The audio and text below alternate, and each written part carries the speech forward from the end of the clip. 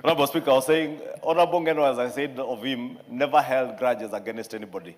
And I remember when we came back after the 2017 elections, we, together with a few colleagues, including my good friend here, Honorable Nelson Koech, we told Honorable Ngeno, you have completed one term of parliament as a bachelor.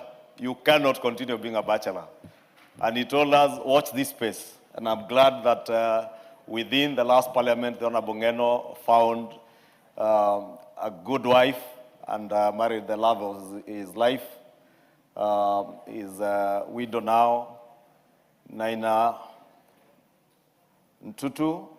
And Honorable Nelson Ngeno, Nelson Koech, whom we had challenged Ngeno with, was the best man in that wedding. It's sad, Honorable Speaker, that now the widow and the children are left without a father and a husband. And the people of Emurua Dikir have been left without a very dedicated leader.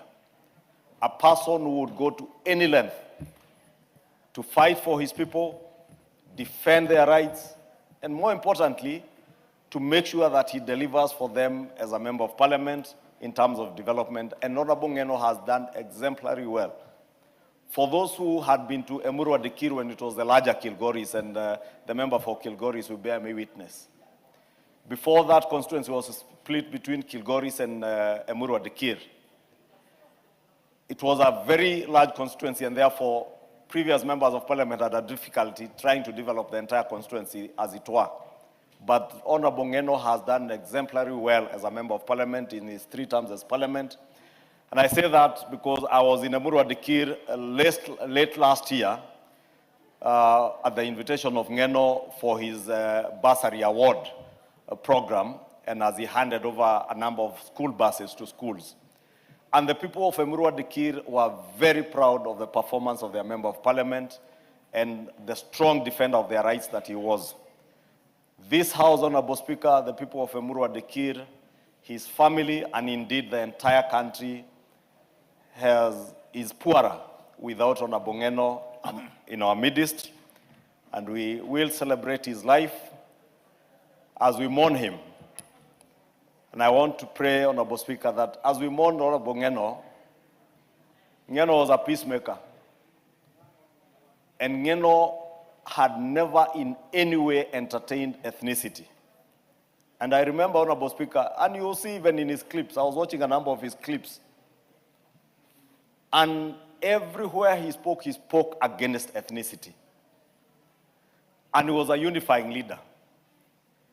I pray, Honorable Speaker, that as we mourn him and as we lay him to rest towards the end of this week, we will emulate Honorable Ngeno in his standing as a leader, in his unifying character, and more importantly, Honorable Speaker, that we all remember the families, not just of Honorable Ngeno, that of Were, Carlos, and the other departed compatriots and countrymen who lost their lives on Saturday evening, Honorable Speaker. And in conclusion, Honorable Speaker, let us also mourn and celebrate their lives, bearing in mind that they have families that are hurting. And I say this, Speaker, because I know I just lost a relative a year ago, last year, some months ago. I know what it feels, and many of you know, those of you who have lost relatives. It is unfair and rather callous for any one of us who purports to be a leader to be using the death of any Kenyan for political gain.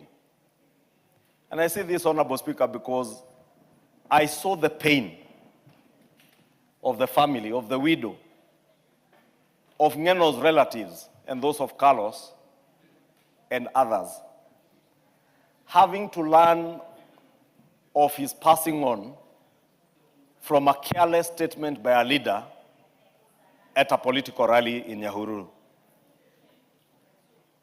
Honorable Speaker, it's not just shameful, it's so callous of any leader, even before the immediate family gets to know of the loss of a loved one. You are there in a political rally announcing their death. It's shameful, Honorable Speaker. And how I wish, and I described people here, Honorable Speaker, 2 years ago, say there was a dark man with a very black heart. I am vindicated, Honorable Speaker. I am vindicated. This is a dark man with a very black and dark heart and soul. Somebody who has no feeling, no respect for family, no respect for anybody.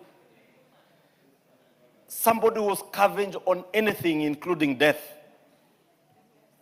to try and drive or get some political capital. Shame on you.